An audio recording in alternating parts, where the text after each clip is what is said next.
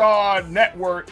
Peace, welcome to the culture here on the Black Star Network. I'm your host, Farajii Muhammad. Today, folks, we got a lot to get into. First, let's talk about environmental justice. We check in with Dr. Mustafa Santiago Ali, who is a former senior advisor for environmental justice with the EPA, to give us some of the latest developments about what the Biden administration is doing to combat the issue. Also, let's talk about HBCU funding and student loan forgiveness. We'll have that discussion. Later on, we check in and discuss the issue of the nuclear family. How has the nuclear family changed? We talked to Dr. Jacqueline Holland, who is a professor at Morgan State University, about family and consumer sciences, and more importantly, how the impact of multi-generational household will have on people, the children, and the community. And then later, another development I said I wouldn't talk about anymore, but I can't deny this one. Another development in the whole Oscar slap situation. We'll discuss that. And of course, I got trends posting doing the most. So stay riding with us. We got a lot to get to today here on The Culture, right here on the Black Star Network. Let's go.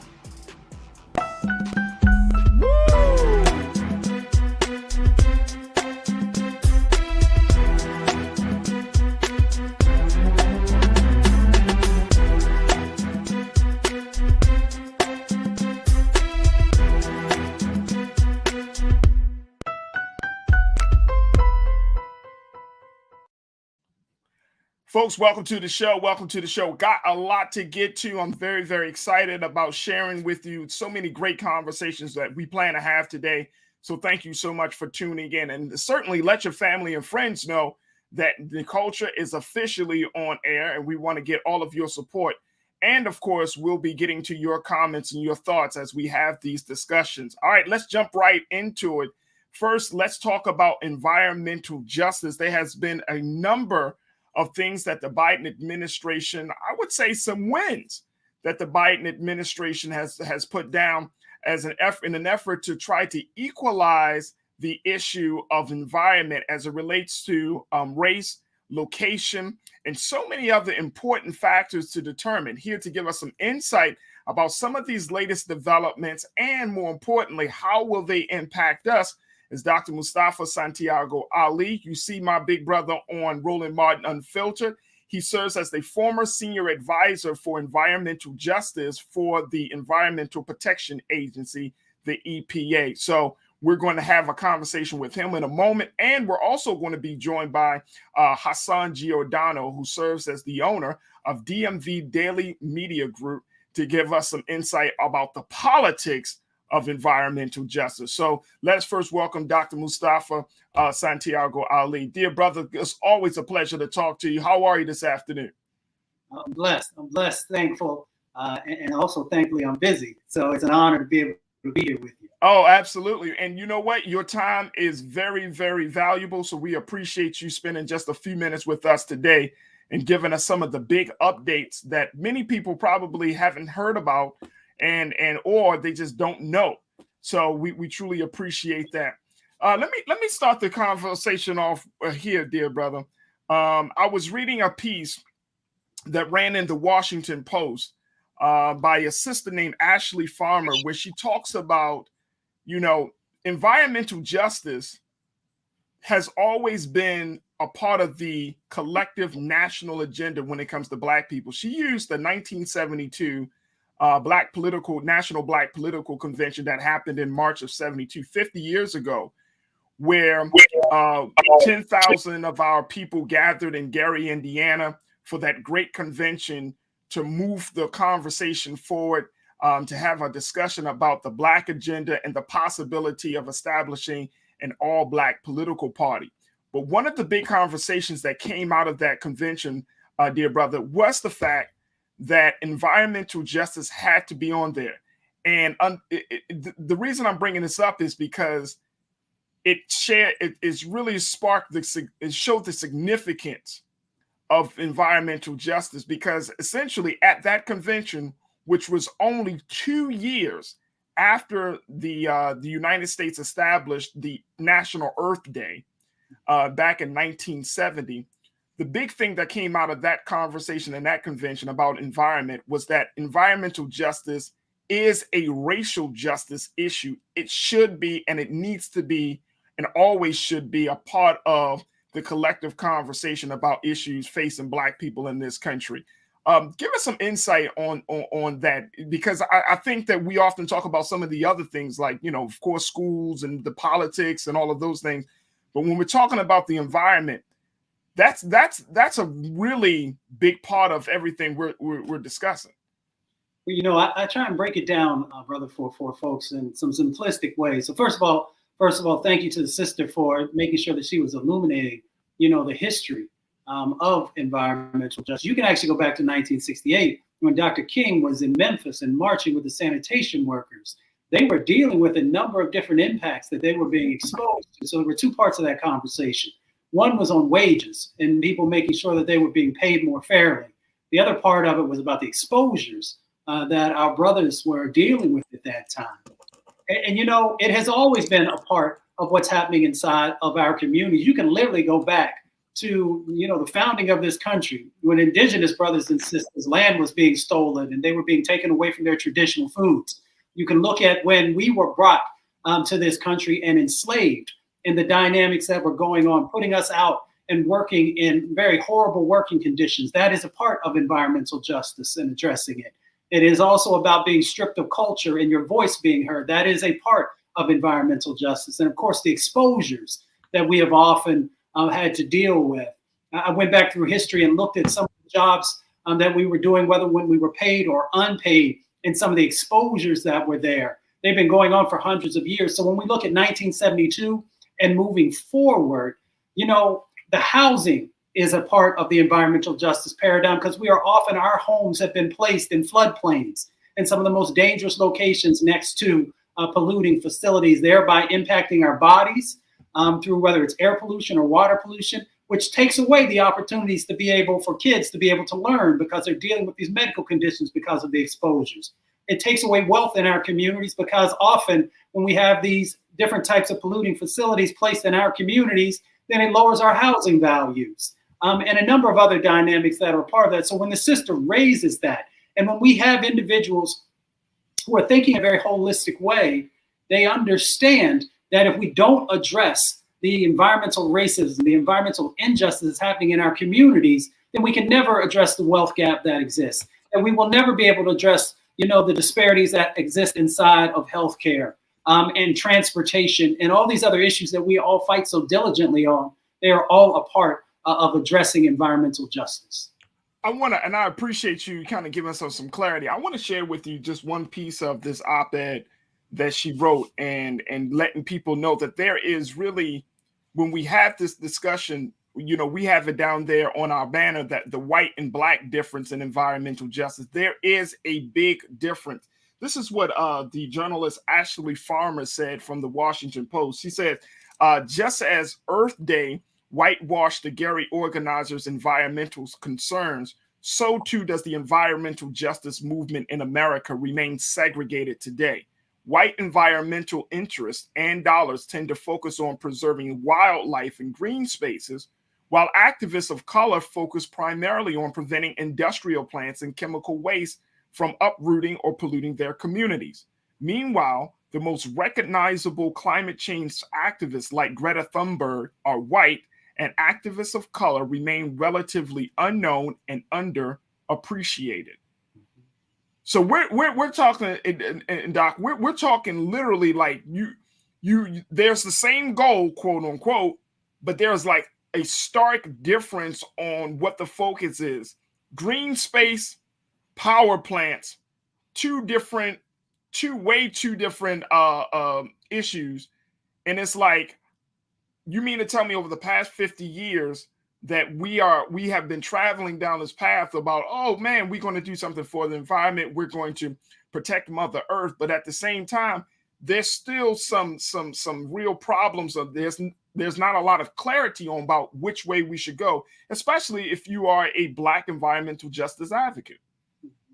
Well, there's a lot of truth in what the sister shared with folks. Let me weave in a couple other pieces to this. You know, so one, you have to look at the funding that has been utilized in the past. And when you look at environmental justice organizations and networks, and there are literally hundreds of communities and organizations that are underneath of the networks, in many instances, they weren't receiving even 1% of the overall funding that was out there for environmental and climate and conservation work, if you will. Even though there are luminaries in the space who have been doing amazing work, they often did not get, the reporters didn't follow their work. They weren't highlighted in the magazines, and they most definitely weren't on television, where, some white brothers and sisters most definitely had those types of things. I appreciate your show, Roland's show, and a number of others, is because they're putting a spotlight on the issues, and the individuals are actually out there doing the work. That's a game changer, because our communities in the past did not get any shine from the media, which made it even more difficult to raise the funds to be able to make sure that your voice helped to influence policy, those types of things. Now, let me talk just real quickly a little bit about conservation and environmental justice. Please. And this is the way I explain it to those folks, who are just purely conservationists. They care about, national parks and state parks. So do our communities. We use a lot more of the urban parks. There's a study that came out 2 years ago that says that our national parks now are dealing with 98% of our national parks are now dealing with significant air pollution and impacts from the climate crisis. I bring them back to the point of asking the question, where's that pollution coming from? It is the pollution that has been placed inside of our communities that doesn't just stay in our communities. We get hit by it first. We are impacted first. But if you look at those smokestacks, the refineries, that pollution is then placed in our communities, but then moves and impacts these other types of places that other folks have placed more value on. When you look at historically transportation routes in our country and the racism that was built into transportation policy of bringing all those cars and trucks and other types of things through our communities and exposing us, that is now also moving. It is playing a role in the warming up of our oceans and of our planet when we look at this climate crisis that folks are dealing with. And at the same time, is also impacting what's going on there. For those folks who primarily care about wildlife, and there's nothing wrong with that, because we should actually own the fact that the real conservationists are indigenous brothers and sisters, and those of us of the African diaspora, because we're the ones who come from the land, and we're the ones who honored the land for millennia. So for those folks who are just interested in that space, the same pollution that has been making Black and brown folks sick is that same pollution that is also impacting wildlife and natural spaces and the other things that have been a part of their paradigm.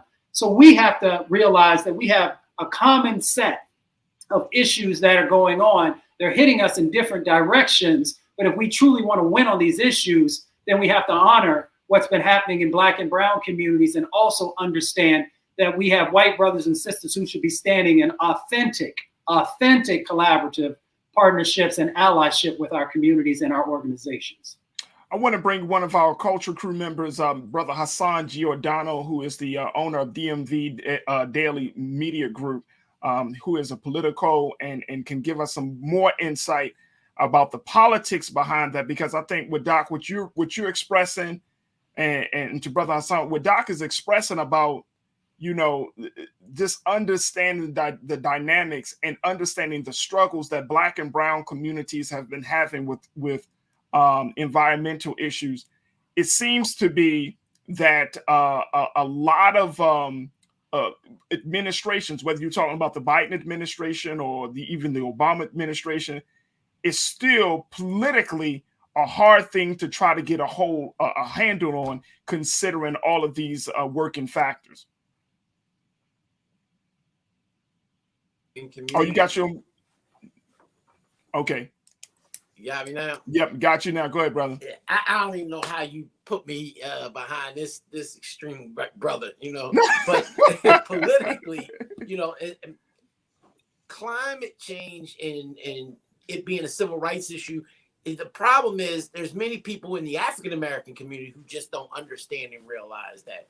And the tragedy is that it's the silent killer that's really getting after our community that we're not even paying attention to, right? I mean, We can go to the grocery stores. We see, if you don't live in a food desert, you kind of see what's going on in stores that they do put in our neighborhood and the type of foods that they're offering you. But unfortunately, African Americans don't really talk about this. And in order for this issue to really come to light, as the doctor was talking about, is for shows like this to be able to show the disparity between what African Americans have to deal with as opposed to other cultures in this country. And so, I mean, if you look just at the news here in Baltimore just this week, where the Back River wastewater treatment facility was deemed by the Maryland Environmental Protection Agency was deemed unacceptable, an unacceptable threat to the environment and the public health. This is a facility that basically all of its water going to African American and low income families.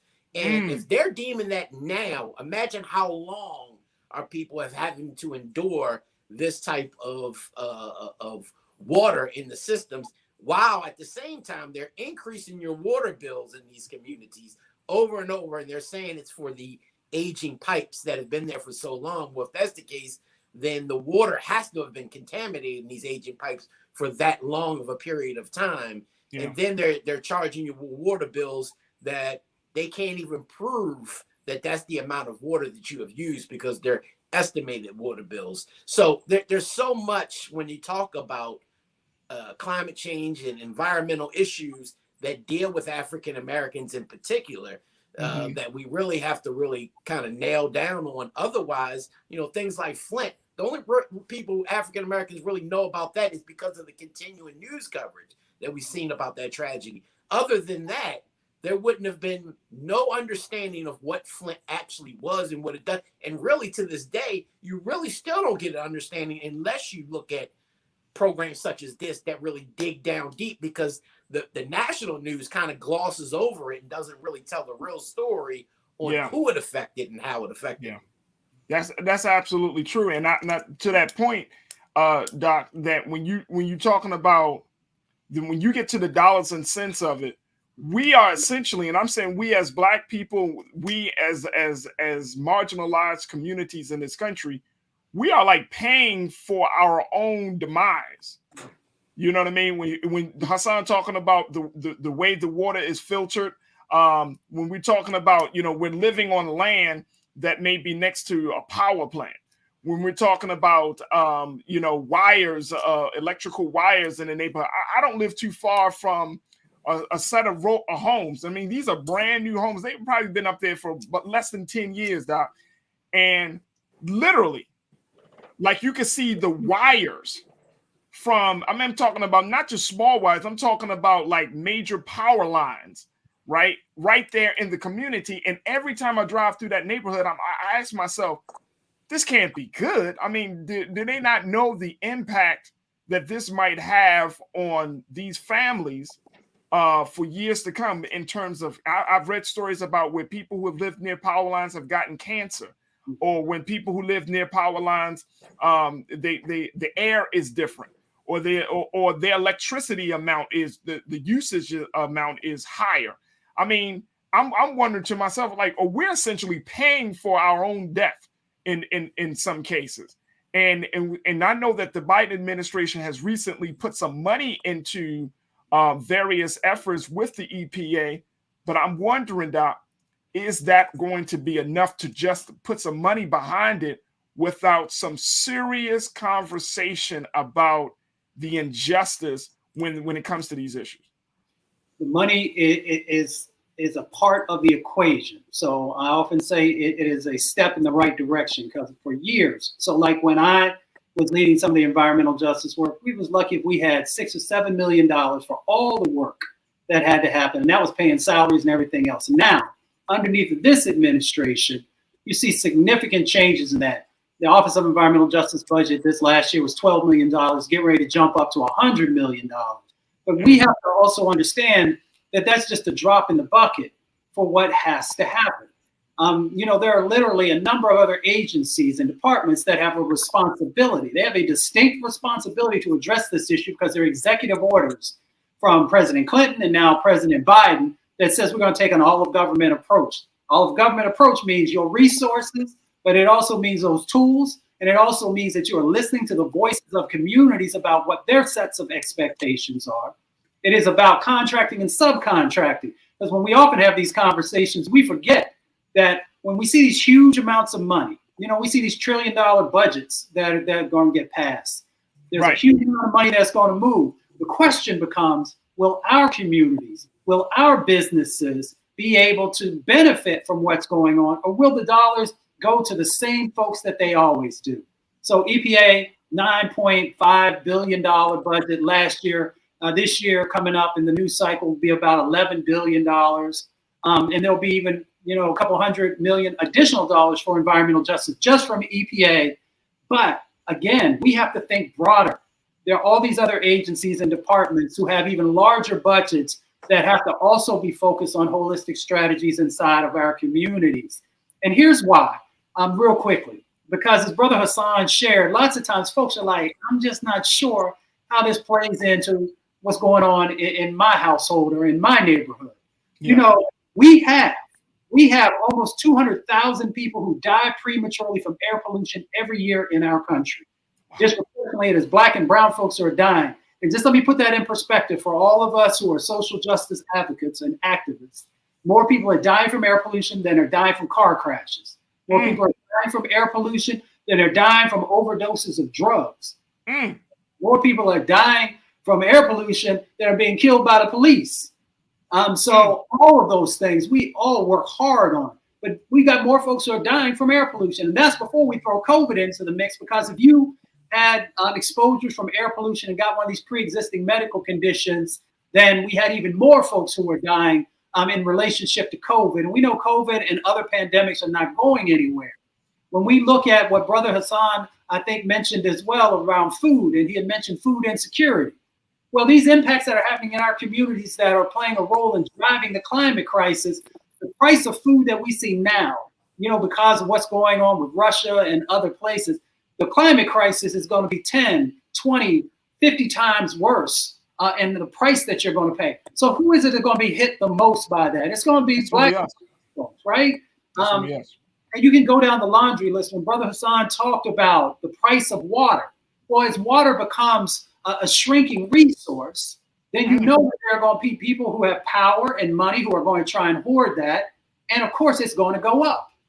So we just have to be thinking critically in this moment. One, about the sets of opportunities that we have to not only have jobs. Everybody talks about jobs. Jobs, that's a cool thing. I'm focused on people owning their own businesses in this space. If we know it's going to be $1 trillion industry, this new climate economy or clean economy folks talk about, then we should have our folks focused on getting our share of that. And here's why. Because these are our tax dollars that folks are utilizing. Brother Muhammad, you talked about, how we are literally paying for our own demise. You didn't say anything that wasn't true in that statement, because people are taking our tax dollars.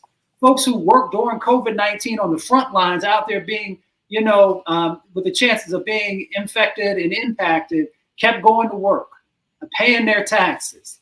And we've had all kinds of examples over the years of how we are always out there holding it down for everybody else and getting hit both in our pockets and our health. It's time for us to change that paradigm and start to position ourselves to address the wealth issues in our community and to address the health issues in our community.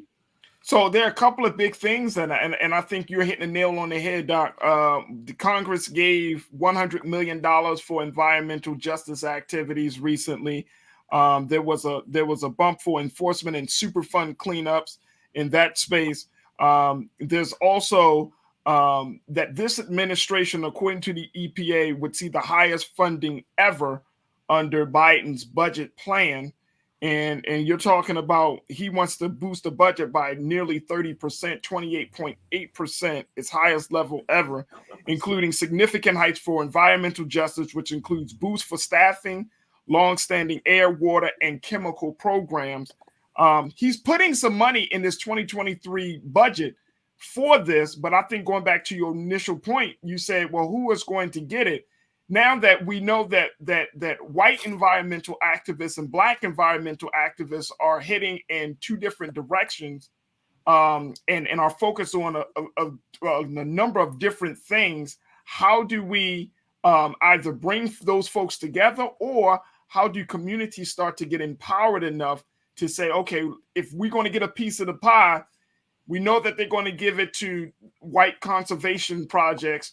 How can Black folks start working on environmental justice as it relates to these other issues? How can that happen? Well, first of all, let's give a quick shout out to Michael Regan, the administrator of the Environmental Protection Agency, who is a brother and who also cares a lot about environmental justice. So I just want to make sure we raise his name up. Oh, absolutely. The other part of it is, those who are part of the funding streams have to make sure that the resources are bringing people together and also focusing on what communities are asking for. So foundations have played a role over the years in this separation, if you will. They have to build criteria into those dollars to make sure that they are focused and anchored inside of our communities. I don't have a problem with, other organizations playing a role, as long as they understand that they don't have to play a leading role. They can be a partner in the process, because there are environmental justice organizations all across our country who know what needs to be done, and in many instances know how to do it, or folks can partner with them. So I understand that we are running out of time. I deal with some of the best scientists around the world. We only have a few years left to begin to make the changes and move in the direction, or all of us are going to be in a significant problem.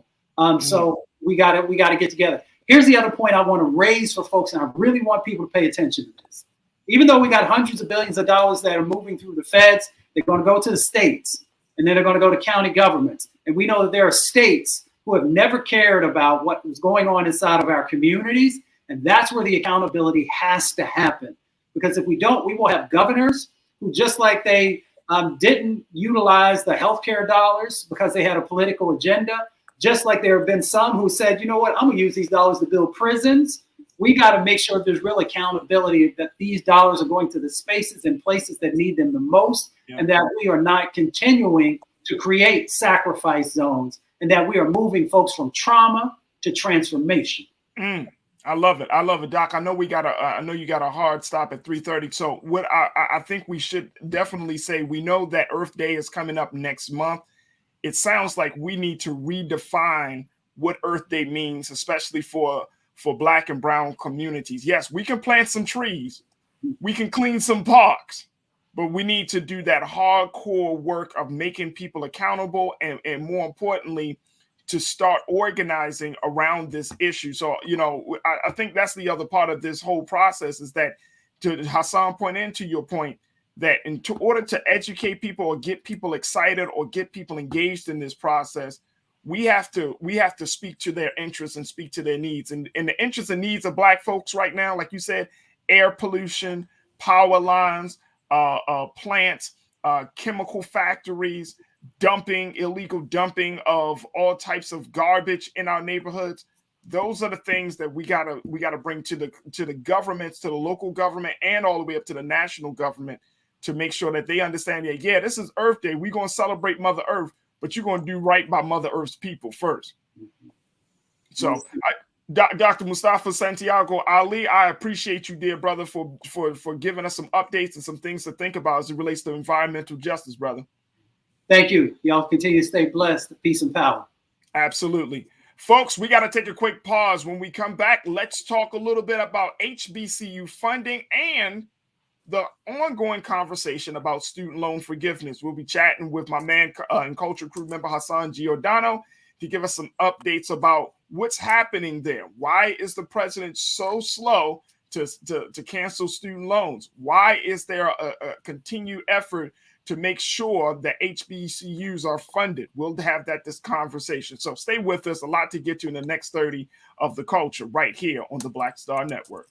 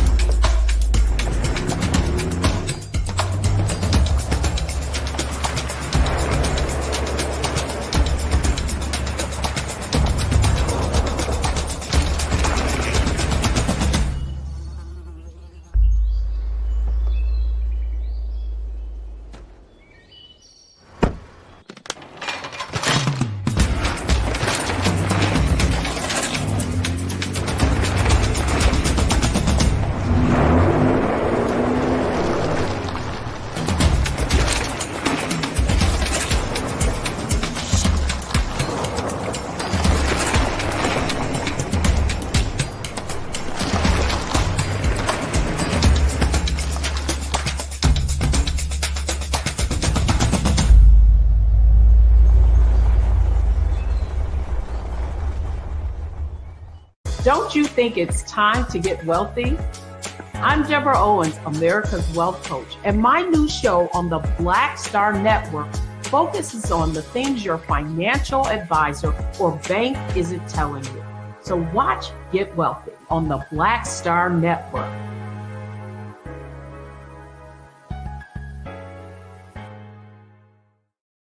Pull up a chair, take your seat. The Black Tape with me, Dr. Greg Carr, here on the Black Star Network. Every week, we'll take a deeper dive into the world we're living in. Join the conversation only on the Black Star Network. Hi, I'm Dr. Jackie Hood Martin, and I have a question for you. Ever feel as if your life is teetering and the weight and pressure of the world is consistently on your shoulders? Well, let me tell you, living a balanced life isn't easy. Join me each Tuesday on Black Star Network for a Balanced Life with Dr. Jackie. We'll laugh together, cry together, pull ourselves together, and cheer each other on. So join me for new shows each Tuesday on Black Star Network, A Balanced Life with Dr. Jackie.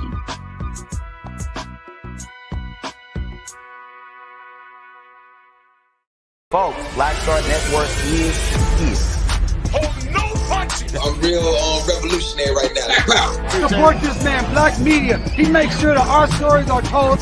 Thank you for being the voice of Black America, Roland. Stay black. I love y'all. All momentum we have now, we have to keep this going. The video looks phenomenal. See, there's a difference between Black Star Network and Black-owned media and something like CNN. You can't be Black-owned media and be scared. It's time to be smart.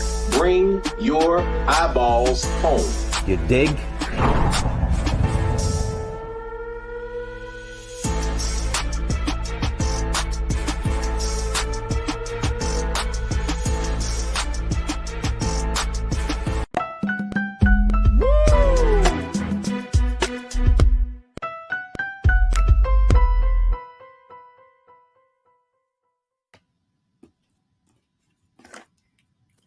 Folks, as we talk about the environment, now we're going to shift gears to talk about HBCUs and funding. Now, the president has put forth his proposal for a major budget, over $5 trillion. And as part of that budget, the president wants to earmark some money for HBCUs. Now, this is not the first time the president has done this. This is the second time that the president has tried to make sure that HBCUs are getting its just due of money to support programs. Now, in this country, we have a little bit over 100 HBCUs and $65 million. Can you imagine that? $65 million with over 100 institutions have to be divvied up. And as a result of that, there is still some questions and some possible resistance to making sure that HBCUs just get the very little bit of money that they get already, not talking about extra money.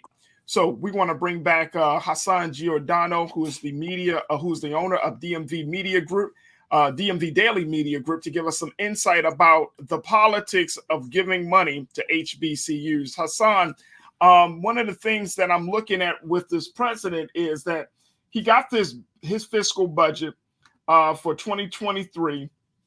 And one of the big highlights of the budget was the significant amount of funds that he wants to allocate to HBCUs. Now, as I mentioned, this is the second year in a row that he's asked the Department of Education for some dedicated funding for HBCUs. So here's what Rodriguez Murray, who serves as the UNCF Senior Vice President for Public Policy and Government Affairs, said about this issue of getting money to HBCUs.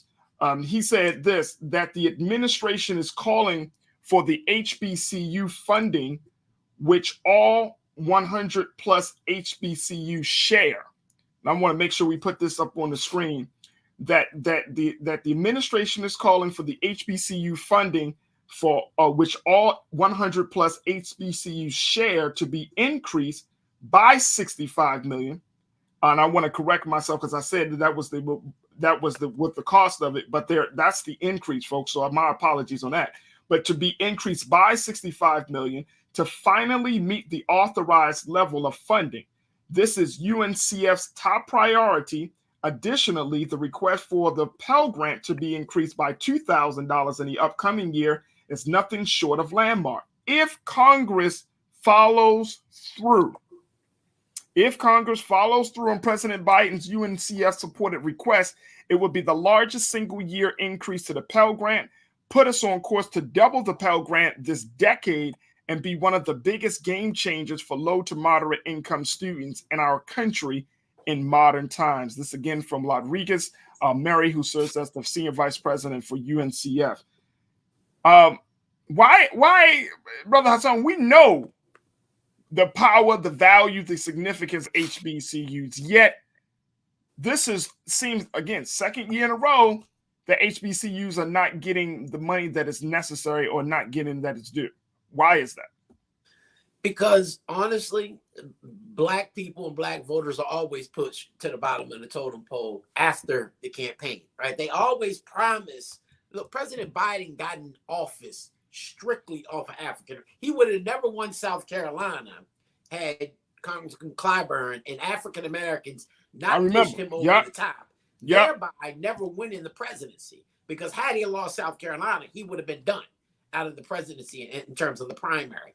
So he would have never been president had it not been for African Americans and overall young people. So the two bigger issues you would think that this president would make sure he gets done is the increase in HBCU funding and to call off all student loan debt, right? These are two very important issues to young people, African Americans. And the third one is to the Voting Rights Act, right? The John Lewis Voting Rights Act that we've seen him punt the ball on over and over again. Right. Doc made an interesting point before he left about the funding and where that funding goes, right? The only legislative victory that this administration has had thus far is infrastructure. Infrastructure only got passed through Congress because even Republicans in the Senate had to sit back and realize that when that money comes through, they know many of their white donors, their major donors, will get the money from this infrastructure deal. Many of our people won't get it. We're going to be subs. We're not going to be primes. We're going to be subs on a lot of those contracts. We're not getting nearly the amount of money we need to get from the amount of money that went into the infrastructure. Same thing with HBCUs. You look what you read. The increase, $65 million stretched over 100 HBCUs. That means that's less than $1 million per HBCU that they're asking for in an increase. Take, for instance, Maryland. Maryland HBCUs, 4. They had to fight for 15 years in the court system to be able to get the type of money to put them on a level playing field of white institutions of higher learning. Those institutions were taking programs that were traditionally taught by HBCUs and putting them into their institutions, kind of taking away student population that would have went to HBCUs. They had to fight for 15 years just for a settlement of $577 million when the governor and the legislature kept offering them like $100 million or $200. Finally, it took for a judge, a federal judge, to weigh in and say, no, you need to give these people what they deserve and then some for them to actually win after 15 years. Yeah. You're going to see this play out over and over, Farajii. The president is going to offer this glimmering new, I'm going to give this type of money, knowing that Congress, look, they can't get anything passed in the Congress in terms of voting rights and in the Build Back Better. You honestly think that they're going to actually get through and make a priority of HBCU funding one of their major priorities before this upcoming midterm? I don't think so. So that's the other part about this. There, and correct me if I'm wrong on this, Hassan, but there is no quote unquote federal mandate to give a certain amount of money to HBCUs in practice right now. There's nothing like that as at this point. Is that correct? Right. So the mandate is in terms of school systems, but there is no mandate for HBCUs per se. Most mandates, even locally and statewide, are to adequately fund K through 12 education and then when it comes to universities and colleges, there's no mandate from government in terms of how much that they will receive if they receive what they receive. So again, there's no formula. You know, when you've had formulas in the past for underperforming schools or schools that were not getting the funding that they deserve in localities such as Detroit, Chicago, right here in Baltimore, you've seen lawsuits that can contend with the formula that needs to be put into place. That's how we got the blueprint for success here in Maryland, because there was a lawsuit that had to go in back in the day called Thornton that had to challenge the education formula on how much money these schools should deserve. Unfortunately, HBCUs are not under that category, and that's why here in Maryland they had to fight in a lawsuit to do it, but they couldn't even do it, Farajii, based off the funding level. What they had to prove was that these white institutions were stealing the programs in which they traditionally had at HBCUs in order to take away their student population. And they showed that and they proved that. And then they categorized how much money they were losing because of that. And that's what went into how much money the judge felt like they should be given and allocated. So the problem is, you're right, there is no mandated formula on exactly how much, and presidents by presidents differ on how much financial impact they're going to have on HBCUs, if at any. If anything, the Trump administration can at least note that that was an issue that they did at least one time put up some funding for. But if you go back president by president, many presidents really didn't make HBCU funding a main priority. So this is because the President Biden and his administration announced a $2.7 billion in funding for HBCUs. And, you made this point, Hassan, and this is getting like this playbook, this strategy is getting old, so old, bro. Like the president might put forth something very spectacular, but then he puts it on the shoulders of Congress to move it forward. And I'm wondering to myself, like, Mr. President, can't you do an executive order? Can't you do something to use your bully pulpit to force certain things to happen? Because you're right. If we got to keep going to Congress and like Mr. Michael Lomax, the president and CEO of UNCF, he said this. He said, I call on every congressional leader who values education to take every single investment proposed by the president and make sure it is included in the final law. These investments are needed, and it is past time they should be signed into statute. And what I'm hearing from that, Hassan, is a man who's basically begging, who's pleading with Congress to invest in these institutions. But who wants to do that each and every year? My heart and my heart goes to HBCU presidents and those who are responsible to figure out, well, where's the money going to come from over this next year, over the next 2 years or 3 years? If you got to keep going back to Congress and lobbying them for something that the country has, we all know, has benefited from. HBCUs graduate Black professionals across the board at a higher rate than any other educational institution. We know that. Yet we are always got to come to the Congress with hat in hand, asking for them to consider, to fall back on their moral compass, to think about us. And it's getting to be very old and tiring. It really is. Because we're back to the pre-Jim Crow era when we're still getting scraps from the table, begging master to give us just a little bit of what they have left over, right? What gets me is, look at, and I hate to use this as an example, but it is what it is. Look at the type of money that Congress can come up with in an instant when it comes to the pandemic. They're right now asking for another $22 billion to help with a pandemic that's really on its back end, right? We're basically to the finish line of getting past it. But this $22 billion that they need in such a hurry is for add more testing and, you know, more booster shots for Americans and so forth and so on. But they have a mandate quickly to come up with this money, you know, when they feel like it, when they feel like it's something that is of importance to them.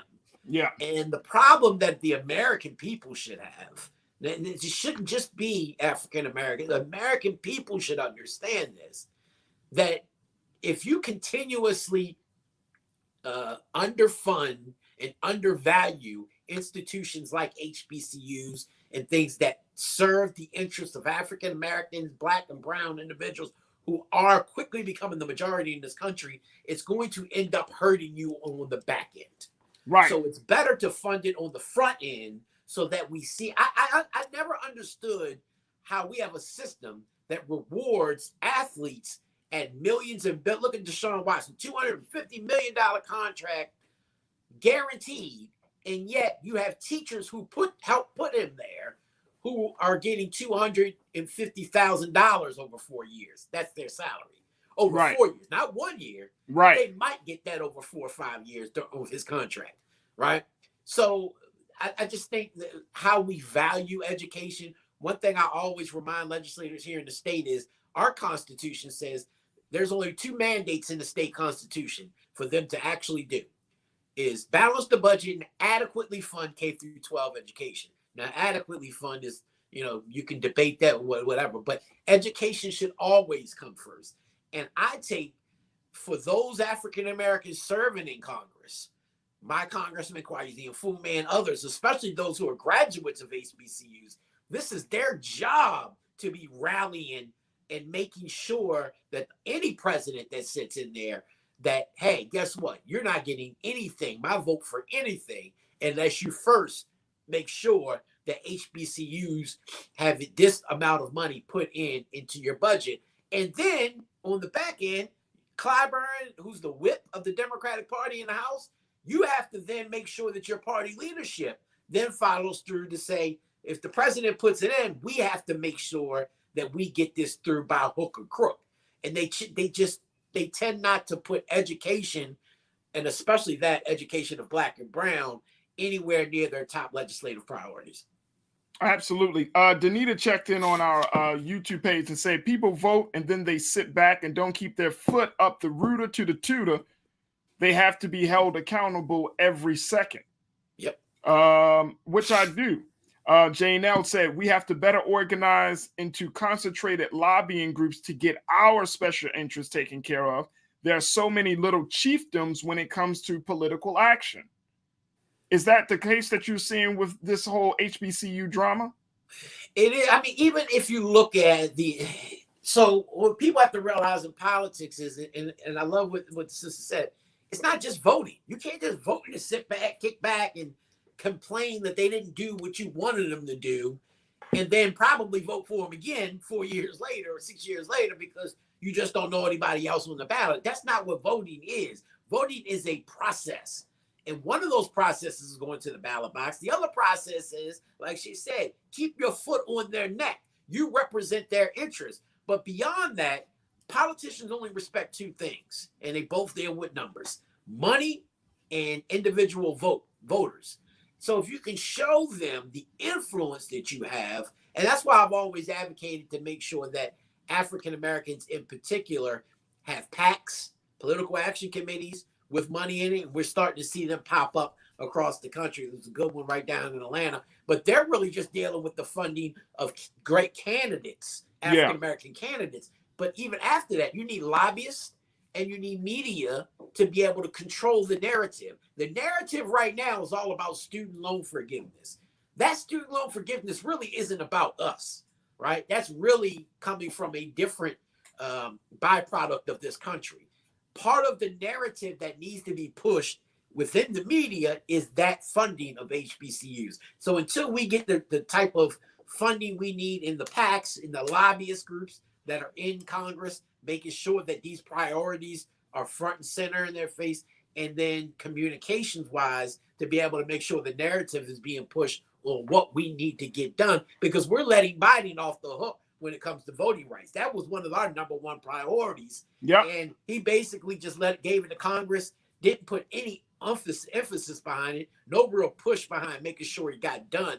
Any of the piece. They got 3 different voting rights bills. None of them did he get done, and kind of just said, oh, well, can't get it done. Move on to the next. Didn't put any type of, you've seen the administration put a lot of emphasis behind Build Back Better, which failed.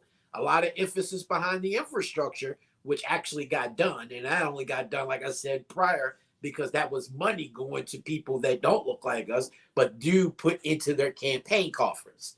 And that's another thing that we have to realize. If you understand that we know that we have people that represent our interests, if you want somebody that's going to go up there and be a fighter, you also have to donate to their campaign, because that's a part of the process, right? We can't complain. Yeah. And then when we have a great candidate, we don't want to give no money. And then we wonder why they got their butt beat.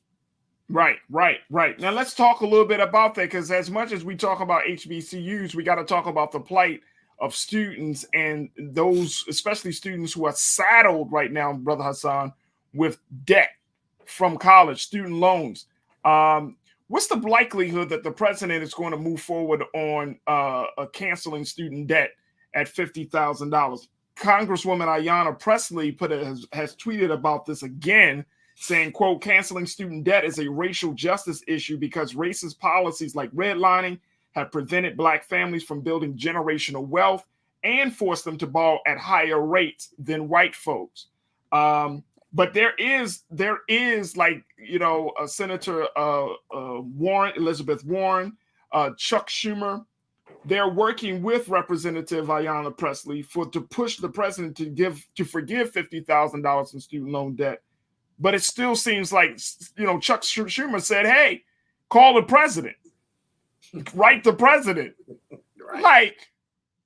Like because what?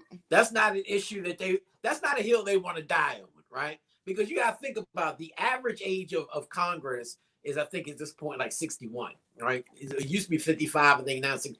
They don't have student debt. They're worried about retirement at this point, right? That's what if you want to fight retirement and pension, anything that they deal with, then you may be able to have a hill that they're going to fight on. So that's not something that they're willing to go to bat for until you put pressure on them. You're starting to see a little bit of more pressure being put on this issue. I don't think the president is going to cancel student debt at any level, because I think while it's a great campaign bite and issue that you kind of sound the alarm, hey, yeah, this is an issue in our country. The same individuals that they owe money to are the same ones putting millions of dollars into their campaign coffers. And so at the end of the day, they also got to realize that it could financially shake up, whether it's the stock market or whether it's the system that they've built at large. I just don't see it. Now, remind you, he has suspended student loan debt at the start of the pandemic. Right. And many of people are calling on him to extend that extension. And he'll probably do that because that's the easier thing to do. But this is one in particular that you talked about, executive order.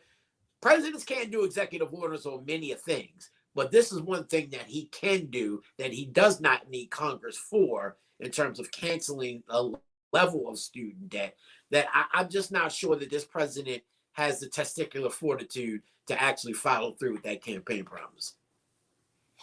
Is it that he doesn't have the testicular fortitude, or we just not keeping the foot up the ass? No, I think they are. I think he's being reminded of it on a regular. But I mean, he can be reminded, but I mean, it still seems like, I mean, look, if we were to break it down, we don't have time to do it today on this show, but if you were to break it down, how much $50,000 would cut down on not just on debt, but it would free people up to do other things with their money. I mean, that's this, and I mean, there have been studies about this. Like I said, Ayanna Pressley has talked about, this is a way to lead to generational wealth.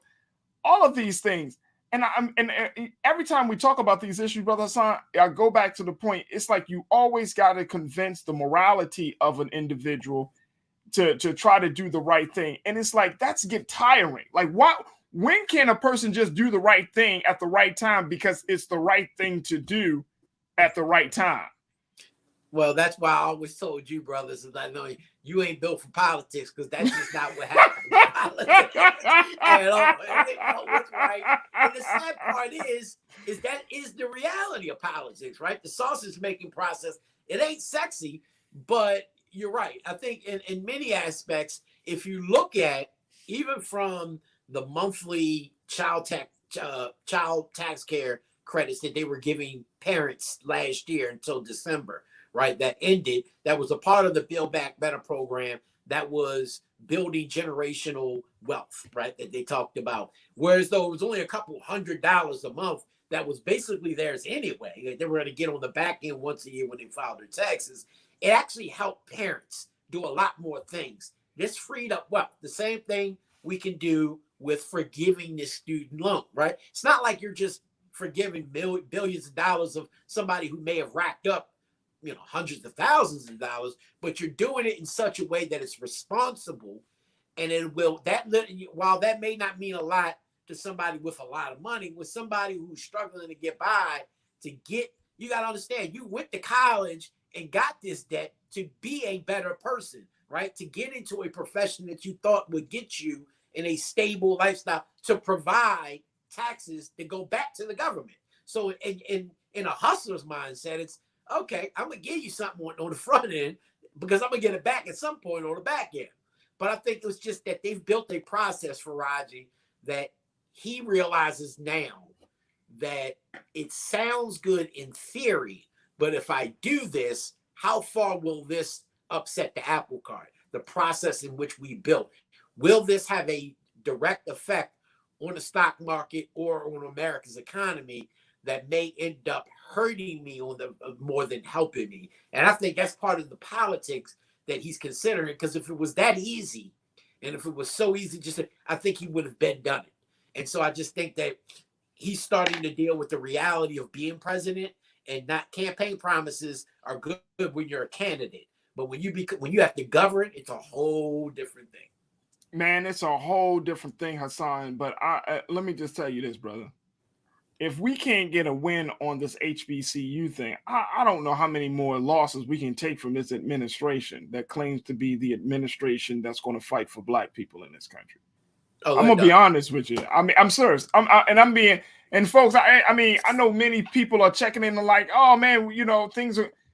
If we can't, voting rights and policing and economy and COVID response, and now you get hit with this HBCU thing, and it's like 0 for 20.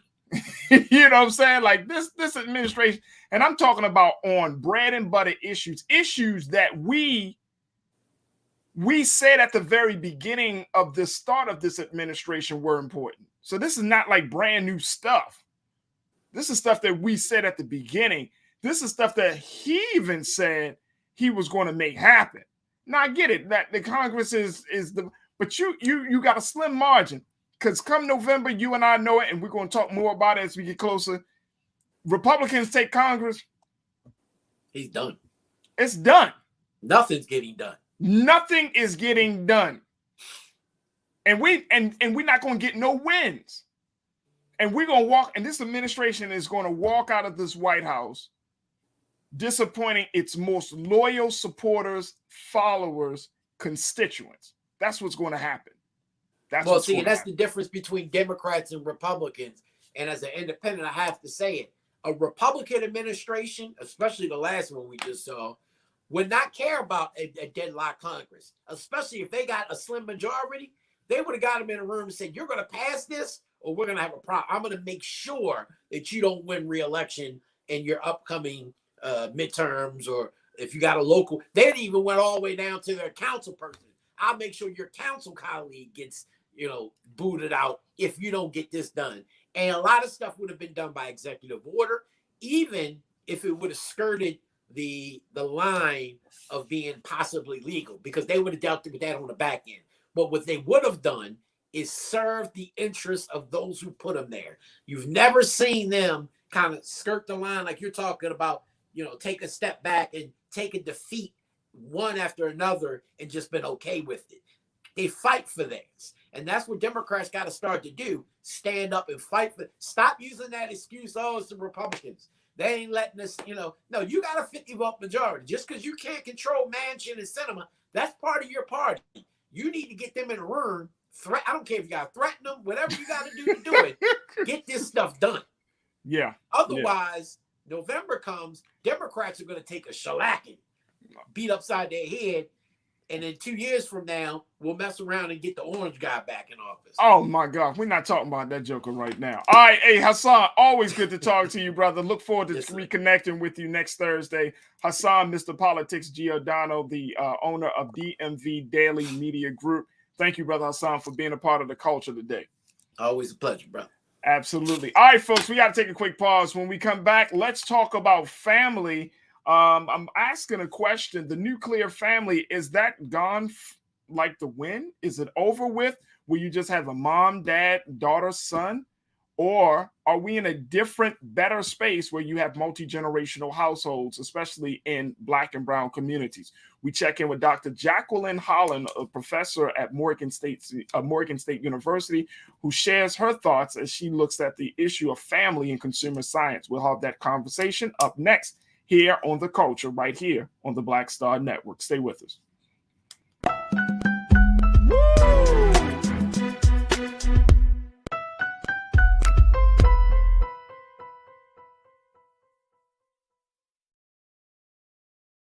Don't you think it's time to get wealthy? I'm Deborah Owens, America's Wealth Coach, and my new show on the Black Star Network focuses on the things your financial advisor or bank isn't telling you. So watch Get Wealthy on the Black Star Network.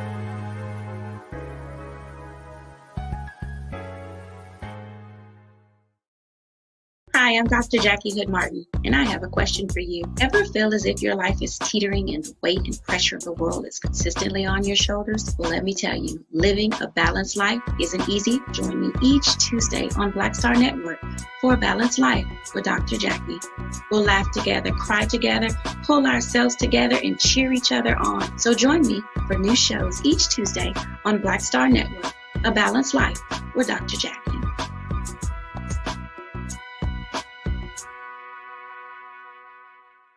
Pull up a chair, take your seat. The Black Tape with me, Dr. Greg Carr, here on the Black Star Network. Every week, we'll take a deeper dive into the world we're living in. Join the conversation only on the Black Star Network.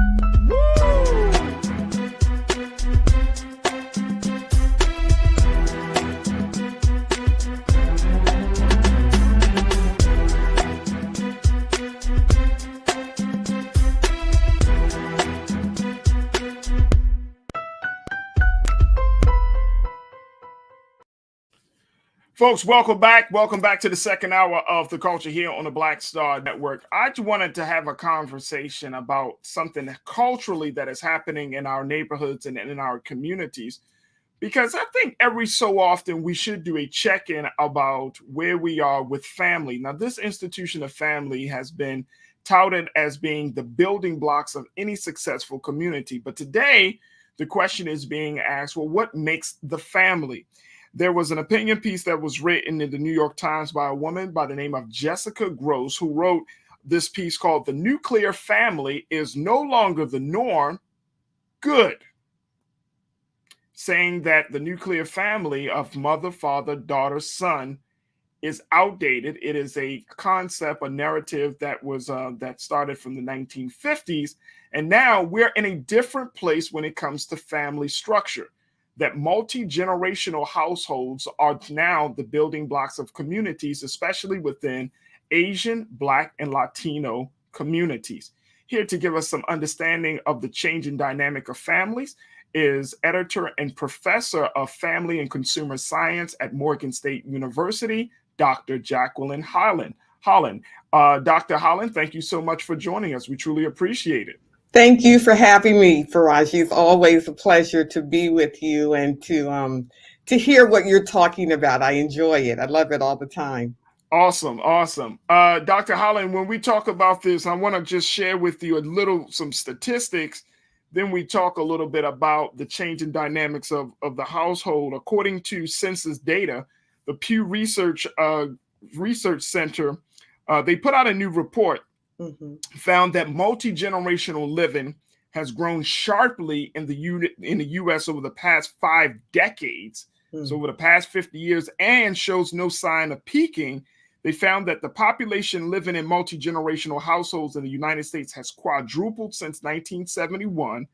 And in March of last year, nearly 60 million people were living with multiple generations under one roof. And they're saying that these are common in Asian, Black, and Latino households, but are also on the rise among white Americans as well. I'm wondering, and I want to get your take on this, that when we look at family right now, is family, first and foremost, Doc, you've studied family dynamics. This is what you do, but is family still valued and seen as being a significant part of the community? Is family still seen in value as it was 50 years ago, as being the source of power for a community and for a country? Yes, very much so. I think, with family and consumer sciences, I'm a human scientist. And, part of our goal is that we're impacting individuals who are part of a family, and the family is part of the community.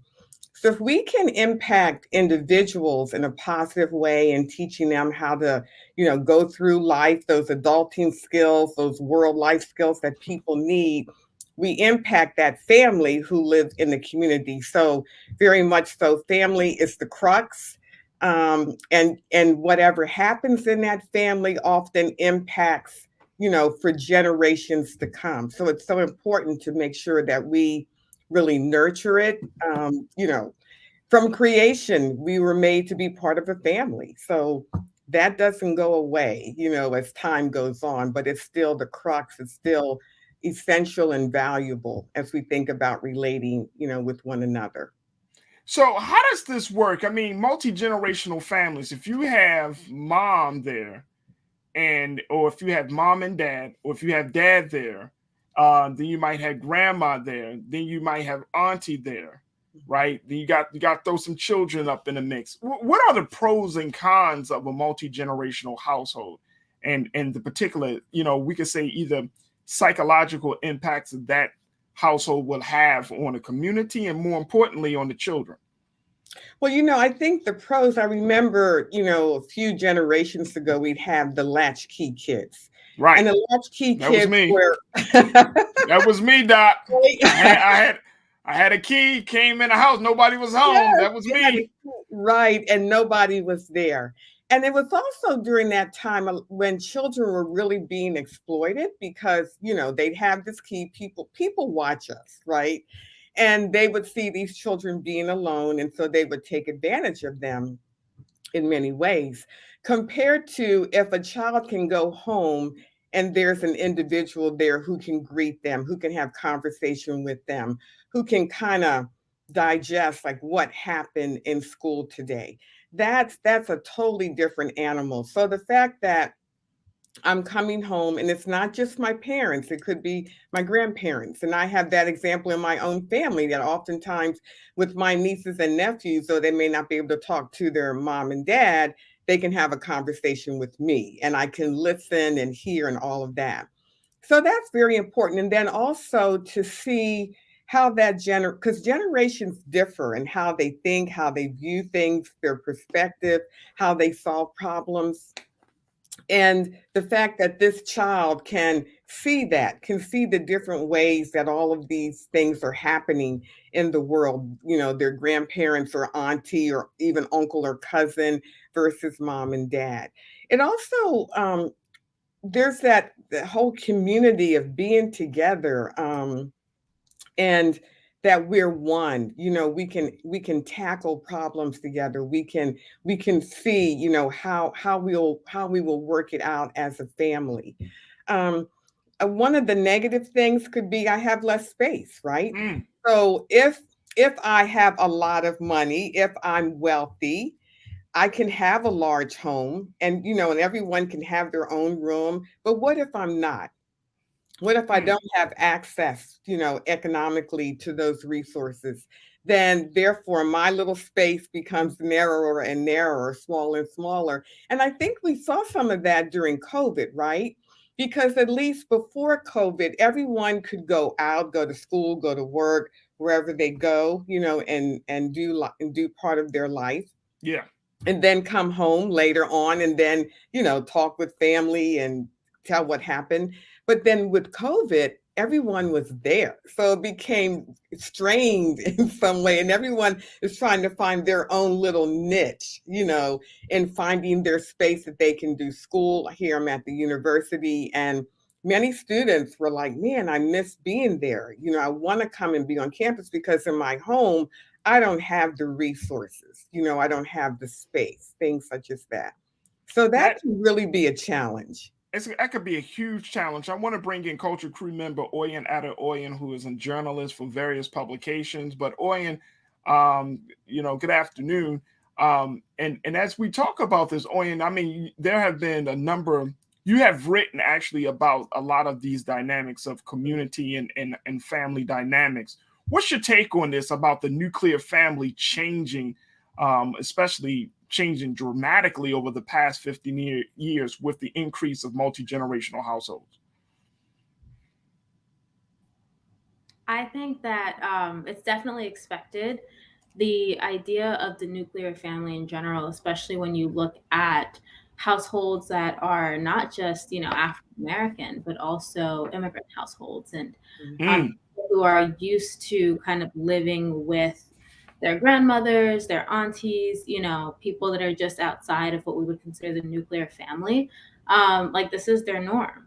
So to kind of have this come out as this is going to be more of the majority for a lot of us. I know for me, my parents immigrated here from Nigeria. That's a very commonplace practice. And when you say that the immigrant family, that's a whole different dynamic because Dr. Holland, folks are coming across the waters with a lot of different family members, whether it's an uncle or aunt. I guess the criteria for them to get across the water serves as the priority versus who pays for the bills. Yeah. And so I'm wondering that if we look at how families are constructed, one of our watchers on YouTube said COVID broke up the Black family. Lana, she said COVID broke up the Black family even more. When we have these kind of like national crises or these big moments, whether it's police brutality, whether it's COVID, these are some serious challenges that can disrupt families. How do households make sure that they stay intact or they stay together in the midst of these crises? And Dr. Holland, I'd like to get your thoughts on that first. Yeah, that is so important because we live in a society. I appreciate you talking with the guest that was on before. Where we have this systemic racism on every level, with all of the housing and food and, school and all of that happens, that goes on. And of course, we know that the Black family was impacted the most just because of the occupations, the careers that we have and being involved with people. So it really is a strain. And I think for many people, it's their faith. It's that spirituality that they kind of dig down deep into that helps them to go through. And I think through generations, that's been our saving grace, for many of us, in African American community. And then and because we do things in community, oftentimes reaching out to others and asking for help or assistance where that is available. And I know I've seen that a lot during this whole pandemic where, that was the case. Right. And also, Oyen, when you're talking about making sure that these families are getting the necessary services and resources, that can put a very big strain on families, especially when we talk about, for example, like the census. If you're counting the people that are in your households, which determines how resources are allocated, where money is spent, and all of those things. But you're in a neighborhood where you have a whole bunch of these multi-generational households and these multi-generational families, but the resources are already limited. That could put a major strain on a particular community, especially in low income or what we've seen in Black and brown communities. Yeah, exactly. And that's something that I think is a discussion that needs to be talked about more. The dynamic of those who are in the household is changing. How do we readjust our state level, assistance programs, our community level assistance programs to account for what that change looks like? Because often you'll see, natural changes like this occur, but then there's nothing being done in terms of programming or local legislation in order to reflect that change. And so certain issues like the scarcity of resources and just lack of financial assistance will continue to persist and then worsen. Absolutely. And I'm thinking, Dr. Holland, that, if there are lack of resources, then somebody's not going to get the necessary help that they need. Somebody is not going to get the services that they need help with. And as a result of that, it might just be a situation where, and I've lived in these type of neighborhoods, especially in Baltimore, where you have all of these people in this household, you have these families, and then, it just seems like it's every man for himself type of deal when it comes to resources, when it comes to getting money. And this is the unfortunate part about living especially in low income or moderate income communities, where it's almost like a survival of the fittest mindset that is created as a result of families are trying to figure out how to navigate through life, how to make sure that they can support one another. It becomes this kind of like, us versus the world type of mentality. Right. And, again, I go back to your guest before when you were talking about, forgiving the college debt. Because, if you think about it, you spent 4 years investing in getting a greater knowledge so you can get a great job, but yet you leave with all this debt. That's still a strain, like on your family, on oh you. My God, If yes. you're creating a family. Many individuals here, like they already have a family and then they want to do better and get a college education. So I think it still goes back to our government to really look like, what can we do? Or do we, even as African Americans, do we need to do more writing? Do we need to go up to doors, knock on doors, do the political advocacy thing? And oftentimes we don't, do that. But the ones who speaks the loudest often gets what they need to get. Yeah. And, I just think maybe as a people to be more politically savvy, learn how to do that. And then to go sit at those doors, knock on those doors and say, hey, we need this. Absolutely. Absolutely. I want to bring another culture crew member, Rashad Staton, who is an activist and educator who's been working in the nonprofit sector for years. Rashad, thank you so much, brother, for joining us for this conversation as well, brother. Rashad, you worked in the area of family engagement for the Baltimore City Public School System. You're no longer with the school system, but you worked in there. What was your experience of seeing children in the multi-generational households, or did you come across a lot of households like that?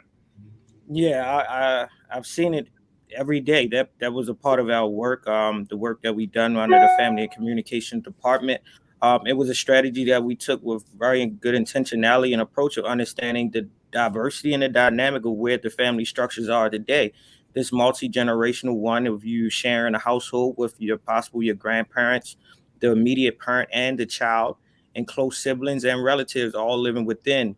And then our approach within the educational system was, how do we service all of those that are part of this family collectively to advance the students' on educational improvement, success, and their supports. That the young person is not just the center point to it, but that young person is sharing space with these other folks that have their own lived experience with their own education and matriculation, that sometimes these past experiences or lived experiences is going to have a direct effect on how that young person shows up, their interest in the education as well. So you have to understand that a lot of times what other generations have often seen as the structural family representation is not always the norm in today's society. So we had to make different adaptabilities. It comes down to language. It comes down to the resources that we provide. It comes down to how we, I want to say, even approach one, right? Even when we're doing convenience and things of that sort, you have to be mindful of the priorities that family may have already in place that may trump or may come, I want to say, as far as a competitive towards education or livelihood, education or employability, education in social services, education or actual activities and actually enjoying life and having fun or traveling. All of these are things that you always have to be mindful of when trying to service young people, because that young person is often a part of a larger family and a larger community that you can't just provide one for the other and negate the other on the other end. Dr. Holland, when some people in the same piece for the New York Times, it was suggested that that we should move towards a more extended family model, what sociologists called a vertical rather than a horizontal family structure. They said that during the pandemic, a Harvard study found that Americans ages 18 to 25 and mothers of young children were the demographic groups most likely to report miserable degrees of loneliness, and even before the pandemic, described a loneliness epidemic, which was particularly acute among seniors. Would you agree with that recommendation of moving towards a more of a vertical rather than horizontal family structure and model? Yeah, good question. Yes, if the vertical is there. Yeah. Because in many situations with our Black community, the crime rate is very high. We know about, the deaths of our people. I mean, it doesn't matter what age, young or old. And so when that crime happens, on that level, it does interact. It does, it does something to that vertical suggestion that she is giving. Yes, it should happen, but oftentimes that may not be the case. Right. So right. I think, and the whole thing too, when I the first question you asked, I spoke about the children, how it impacts them, but it also impacts the elder. Yeah. As you spoke about the loneliness, the fact that they can be engaged with someone. And if you're engaged with people younger than you, you think younger, you act younger, your life is extended because of interacting with that younger generation. So it is powerful on both ends. It's powerful, but it has to require a lot of communication.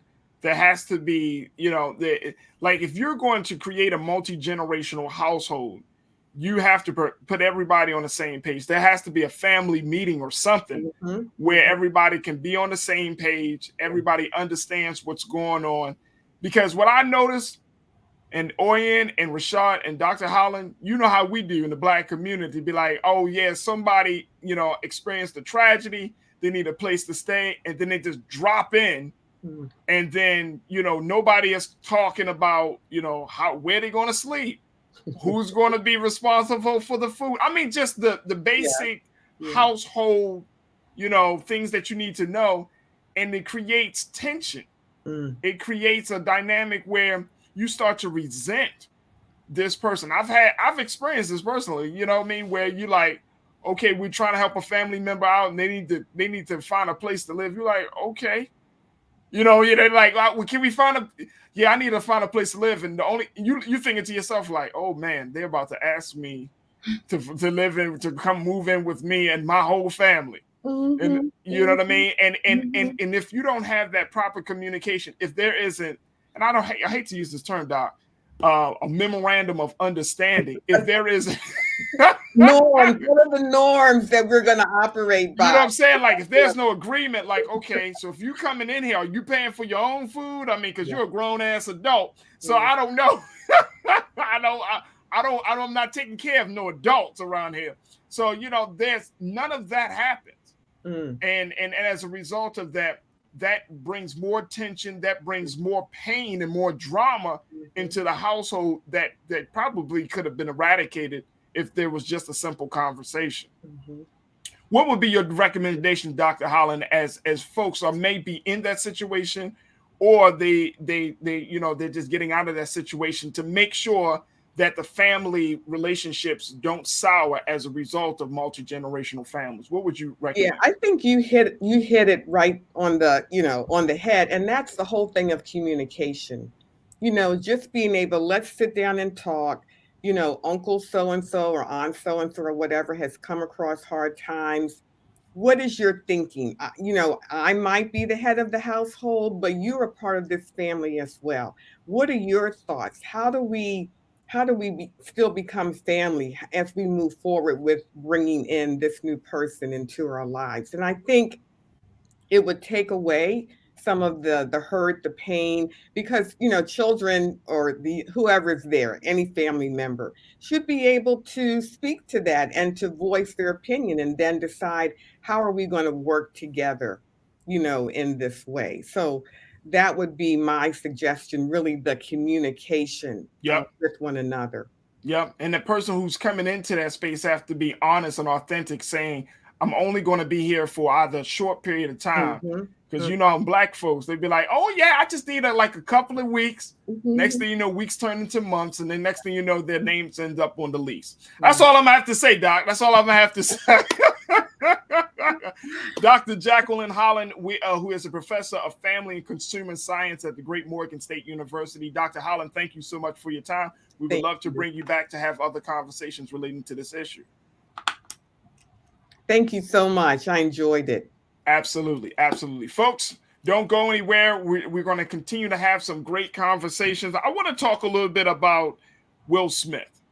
I know I said I wasn't going to talk about this anymore, folks. I know. I wasn't planning on talking about this. I was like, all right, it's dead.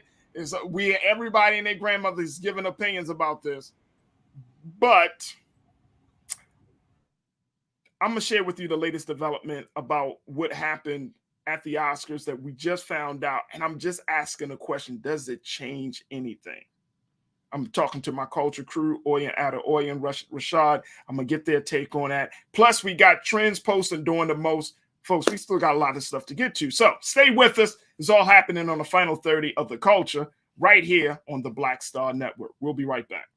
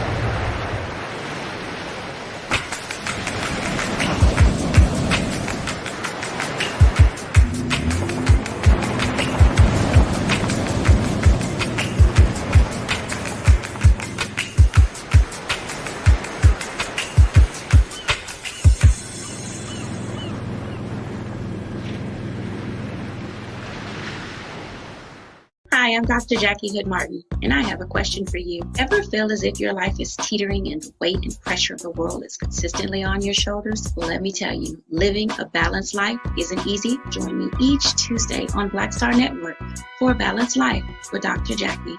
We'll laugh together, cry together, pull ourselves together, and cheer each other on. So join me for new shows each Tuesday on Black Star Network, A Balanced Life with Dr. Jackie.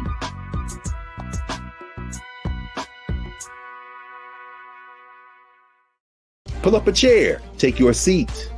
The Black Tape with me, Dr. Greg Carr, here on the Black Star Network. Every week, we'll take a deeper dive into the world we're living in. Join the conversation only on the Black Star Network.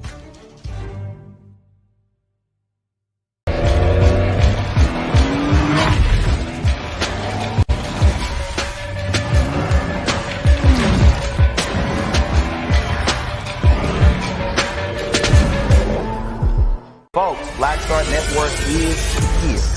Hold no punches. I'm real revolutionary right now. Support this man, Black Media. He makes sure that our stories are told. Thank you for being the voice of Black America, Roland. Hey, Black, I love y'all. All momentum we have now, we have to keep this going. The video looks phenomenal. See, there's a difference between Black Star Network and Black-owned media and something like CNN. You can't be Black-owned media and be scared. It's time to be smart. Bring your eyeballs home. You dig?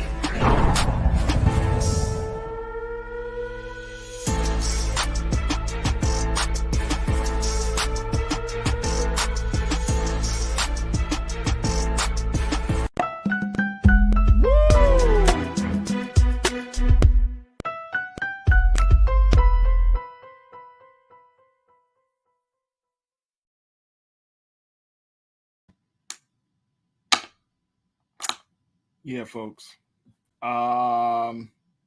Yeah. I didn't want to go further into the story, but how can you deny this latest development in the whole Oscar slap controversy? Will Smith. Mr. Will Smith. Mr. Smith, apparently, folks, moments after he slapped Chris Rock, they took a break. We didn't see the break, but there was some footage. This is when Denzel came to Will Smith. This is when other folks came to Jada. And it was during that period that the Academy said that they reached out to, they talked to Will Smith's publicist to ask, oh, they didn't just ask, they firmly asked the publicist to tell Will Smith that he has to leave the Oscars after slapping Chris Rock. And guess what, folks? He refused. Oh, Will Smith is a real bad boy. Will Mike Lowry Smith. He gonna play by his own rules, folks. Let me bring back my crew here. Oyen, Adeoyen, Rashad. He didn't want to leave. The man didn't want to leave. So then, as a result of them, of Mr. Will Smith not wanting to leave, first he slapped somebody and then he refused to leave the premises. They weren't going to call the police. It's Will Smith, right? So that led them to now be in a space where they have to consider, Oyen, some serious disciplinary action. Let me just share with you what the statement that came from the Academy said, folks. This is the official statement from the Academy of Motion Picture Arts and Sciences. Let me just share with you this, and I'm going to get through this. The Board of Governors today initiated a disciplinary, this was yesterday that this was released. The Board of Governors today initiated disciplinary proceedings against Mr. Smith for violations of the Academy standards of conduct, including inappropriate physical contact abusive or threatening behavior, and compromising the integrity of the academy. Consistent with the academy standard of conduct as well as California law, Mr. Smith is being provided at least 15 days notice of a vote regarding his violations and sanctions, and the opportunity to be heard beforehand by means of a written response. At the next board meeting on April 18th, the academy may take any disciplinary action, which may include suspension, expulsion, or other sanctions permitted by the bylaws and standards of conduct. Mr. Smith's action at the 94th Oscars were a deeply shocking, traumatic event to witness in person and on television. Mr. Rock, we apologize to you for what you experienced on our stage, and thank you for your resilience in that moment. We also apologize to our nominees, guests, and viewers for what transpired during what should have been a celebratory event. Things unfolded in a way we could not have anticipated. While we would like to clarify that Mr. Smith was asked to leave the ceremony and refused, we also recognize we could have handled the situation differently. Oyen, because I wanted to bother you with this today, Oyen, that's why I'm going to you first about this. The man refused to leave the academy. It forced the academy hand to move forward on this. What do you make of this? What do you foresee? What do you take from this, Oyen? Well, for one, I'm exhausted by this. You and me both. This saga, as I'm sure we're all exhausted about it. I mean, it feels like I don't know, a bit of like too little, too late from the academy. It feels like the academy, for one, for those who are viewing at home, what was shared on the screen and what we saw was, we saw the slap. We saw, Will Smith taking action against Chris Rock, and then we saw him getting an award, Right. So, right. From a slap to an award, which means that there was actually some time. There was a break in time in that situation. Like I've read that could have been like 20 minutes, but I don't know if that was the case, considering this was supposed to be a live broadcast. So I'm not sure how that would have worked out, but I'm sorry. Go ahead, Owen. No, yeah, and then even in a speech, Will Smith did mention that Denzel spoke with him, and some people came up to him, and so we're aware that there was some time, but we were never aware of the academy kind of asking him to leave, and it is interesting that now they've come out saying we're going to review this, we're going to do this and that, but I feel like kind of the messaging and what we saw is pretty clear. We saw this happen, and now they're trying to figure out what to do and how to navigate the situation, because the Oscars doesn't necessarily want another scandal. But yeah, I mean, I don't think that I think it's a little late, but it'll be interesting to see what they decide to do in terms of what this disciplinary action could mean and what decision they come to with this. What I mean, and Rashad, the academy said that they should have handled this situation differently. Mm-hmm. What do you think they mean by that? Do you think they mean that first, where was security if that was the case? And people are asking on our live here on our stream, like, where was security? They always got security. So maybe not to make light of this situation, but a black person on security, they probably be like, man, what you want me to do? What? Oh, you want me to go and grab Will Smith, who just physically assaulted a man? Now you want me to grab him and tell him he has to go? First thing, I like all of his movies. And the second thing is he looks like he's pretty good with them hands. Yeah, that was. I'm gonna start by saying exactly what y'all said. I'm exhausted, and I purposely have not spoke on this situation because I have been over everyone's 2 cents. Oh, wow. My piggy bank is full off of this, and I haven't used my voice at all to give no light to this situation besides right now. I believe what we're seeing is the Oscars, Motion Pictures, the Academy Awards doing the CYA, for them to keep their good standing and stay in good faith of the situation themselves. One, because it was so unexpectedly, and two, it doesn't attest to the character that we know of Will Smith. And one that, you know, and in particular, Will probably is the most safest black man in Hollywood. So even if he was to stand up, I don't think security would have even been even readily aware that he was going to go up there and physically assault another man or another entertainer on live television. So who has that quick reaction to, you know, to determine what they're actually seeing in real time and how to move with it?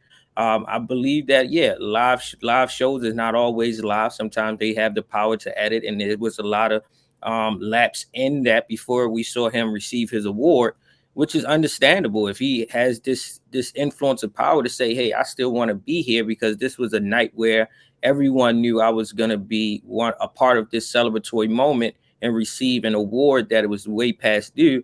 That despite this lack of character in the time it is, I still am deserving to be in this space, which is a level of privilege, right? Because everyone still wouldn't be able to do that, but it being Will Smith and what he means to the culture, what he has done for Hollywood and what he has been as a person. Who he represents and what he represents. Correct. So I think what the Academy is just doing, like they're just covering their own behinds at this point, right? I think what they're doing, this statement could have went out Monday rather than on a Thursday, on a Wednesday, right? Right. So it's like at this reality, it's like, my thing is with this though. Here's the thing: does this change anything? No. I mean, does this change the conversation? Does this change anything? Like now that he refused, like obviously Will Smith is, we never would have thought in a million years that this guy who is the Fresh Prince of Bel-Air, this lovable, likable, you know, fun guy would be considered to be a true bad boy of Hollywood. He smacked somebody. He refused to leave the Oscars. Like he got this streak in him right now. He got this rep. But does it change anything? Yeah, I mean, and I think that's the most important question to ask. And I don't think it does. And even kind of going off of what was just said about the Oscars and them trying to cover their own behinds, you know, they're still recovering from the hashtag Oscars So White debacle that had a lot of people boycotting the awards show. And so I agree. I don't think that it would have been in their best interest to deny Will Smith that award in that moment. But also, you think that it would have been? It would not have been in their best interest. Oh no! Oh, okay. To deny Will Smith that award at that moment because of, you know, all the history there, and also, you know, like Will Smith is not, you know, a kid that just came off the block a couple of years ago. Like he's been in this industry and in this business for a long time as well. 30 years. Yep. And so he's already kind of cemented his image in our heads, you know, and in everyone's heads, and this is very out of character of that image. And so kind of grappling with that and figuring out what that means is going to be an interesting endeavor for the Black community, especially. But I don't quite think that this changes everything. And you see it in the public discourse, you know, there is this fierce like fight to justify it on both ends and to like make it okay. Yeah, I mean, and that's why I'm asking that question, Rashad, just because, you know, now the conversation has turned from two Hollywood people to successfully Hollywood Black men. It wasn't like a real brawl. It was just like one man attacking another. But, you know, it went from that place to now the protection of women, and larger conversations have now come out of this moment. But I'm thinking like, okay, now that we know that he refused, some people have even gone as far as say, you know, mental health is very important, like to indicate that Will Smith is under great stress and strain and that he was outside of himself and this is not his character. I'm not sure how to process all of that, to be honest with you, bro. Yeah, me either. One, I think the firm stance was, hey, I deserve to still be here. Everyone has had a moment of a lack of character, whereas though we need empathy and we need understanding and we need not to make a definitive decision or rationale without having either parties to make sense of how they experienced that moment. So I think the reality of it is this man deserved to receive his award for the work and the service that he has done and the representation that he in the work and his legacy in Hollywood and entertainment. He deserved to still be there. And I think that one moment that we can't count on one finger, we can count on one finger or a few fingers in one hand, how many times we've seen him act out, right? So it doesn't attest to that. So why would we allow that one moment of a lack of character to try to demolish all that he has done and what he is worthy of? Like, if it was me, I'd have sat still too. You can't remove me. I deserve to get this, and I'll deal with the repercussions and the consequences afterwards, and then reflect and give a public apology, and then restore a relationship that is probably better moving forward with Chris Rock. I think what it doesn't change much of anything besides give the power back to the Academy to decide how to move forward and try to make sure that incidents like this may not happen in the future. But who knows? You can't always try to solve everything in human time, because you can't understand what anybody may be going through, what they may be experiencing. And then in the space of them, like, it could be mental health, but it could have just been an emotional reaction. And in that case, it's okay too, because we're all human. But the reality is this man is still deserving of his accolades, his honors, and his recognition, despite the lack thereof character. And what I am more mindful of is trying to make sure that we don't experience, like we always experience, one lack of character demolish a man's integrity and legacy. And we watch the public castrate this black man and tarnish everything that he has worked hard for. Yeah. McCole checked in on our YouTube page and said, the Academy needs to give Will a fine and he sit out for the 2023 Oscars. I believe that would be the appropriate action. Oyen, would you agree with that? I don't know if I 100% agree. And like I said, I'm curious to see what the Academy does come up with. I do think that some form of repercussion is important to just show, so that, because I saw some conversation on Twitter, on social media saying, who's to say that something like this can't happen at another award show in the future. And so I do think that something needs to happen to establish a precedent of conduct, of what they expect. And, this is not something that they could have prepared for. So I don't know if expulsion or some of those more permanent kind of disciplinary actions would be necessarily appropriate for this kind of situation, but I do think that some kind of discipline would make sense in this case. I mean, he's going to have to get some type of discipline. And look, this is America. This is Hollywood. The moment is actually viral. We already know that. But I think that people will forgive him. I think people will move on. I think people will just have, if you are Team Will Smith or Team Chris Rock, you just accept the moment for what it is, right? And then you kind of move on. But I do believe that there are some very valuable conversations that can be had around protection of Black women. What does that look like? What does that mean? I think there are some conversations that can be had certainly about, respectability politics. Like, when do you address your brother or your sister? Do you do that in a public setting, or do you do that behind closed doors? I mean, I think those conversations are still valuable to have, because why? People are still going to say stuff. I mean, even after this incident, we don't know what the next incident may be. I read Oyen and Rashad that people are like, oh man, this might be an attack on comedians. I don't know.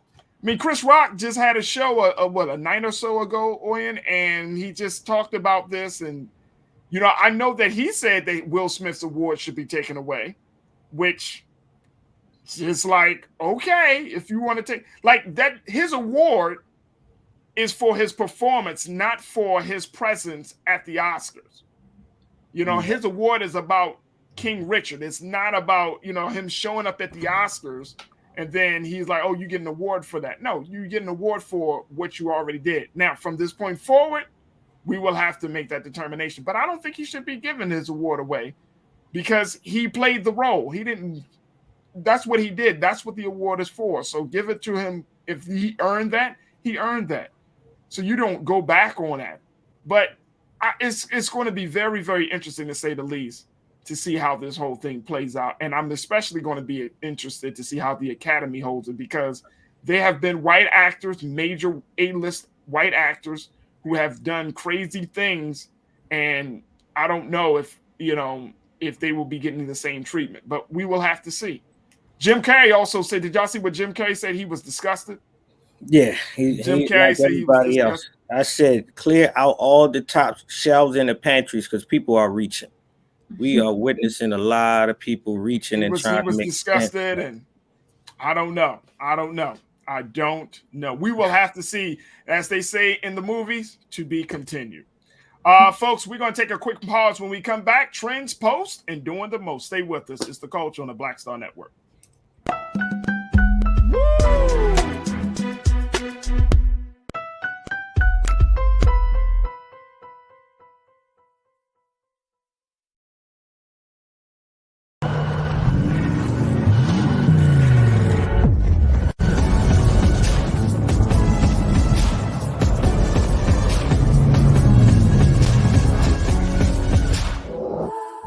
Don't you think it's time to get wealthy? I'm Deborah Owens, America's Wealth Coach, and my new show on the Black Star Network focuses on the things your financial advisor or bank isn't telling you. So watch Get Wealthy on the Black Star Network.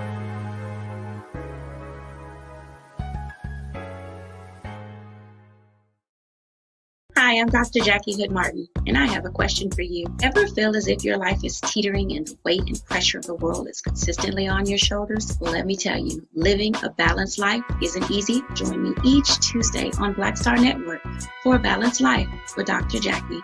We'll laugh together, cry together, pull ourselves together, and cheer each other on. So join me for new shows each Tuesday on Black Star Network, A Balanced Life with Dr. Jackie.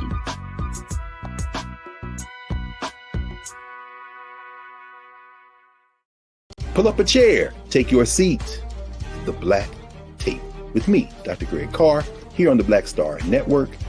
Every week, we'll take a deeper dive into the world we're living in. Join the conversation only on the Black Star Network.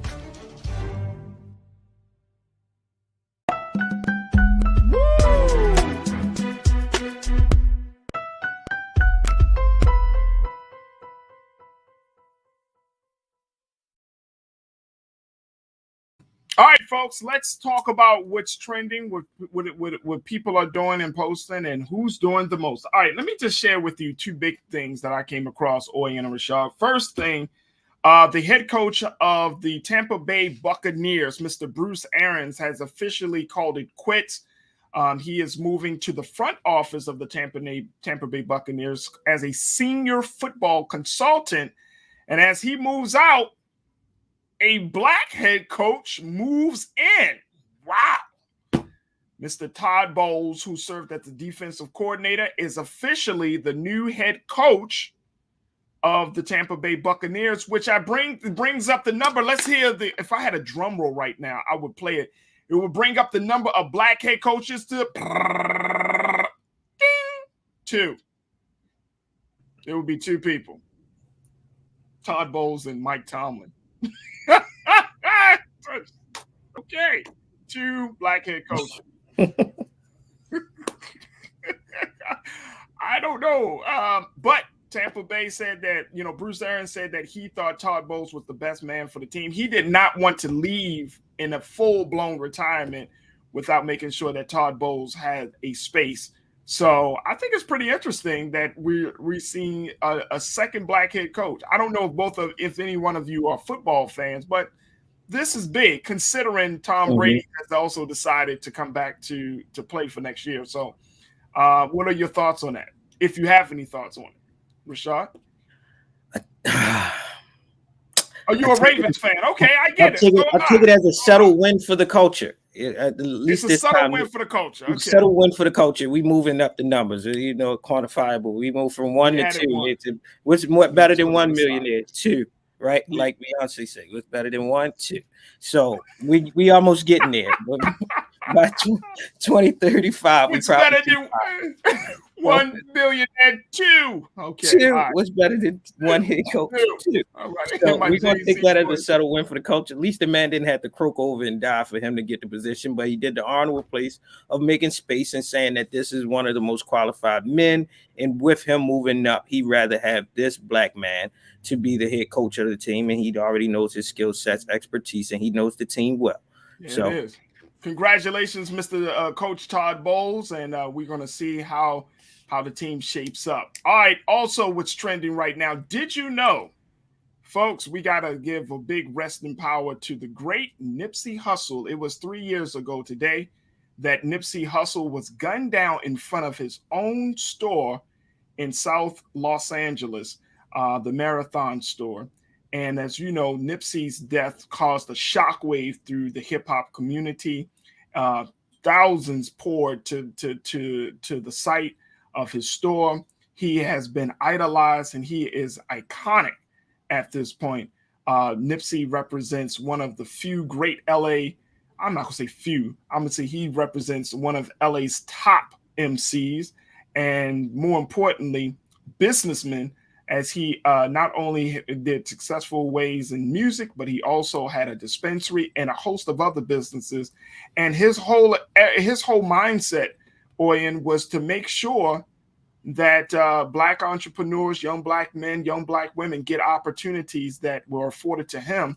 So he wanted to kind of share the love. But 3 years today, Nipsey Hussle was shot and killed. They have the gentleman who was responsible for the killing, but I just can't believe that it has been 3 years already. What's your take on that, Oyen? Yeah, it's crazy how much time has passed, and how much of an impact his death has reverberated through the Black community. You see him kind of memorialized in TV shows and music still and artwork, all over the city.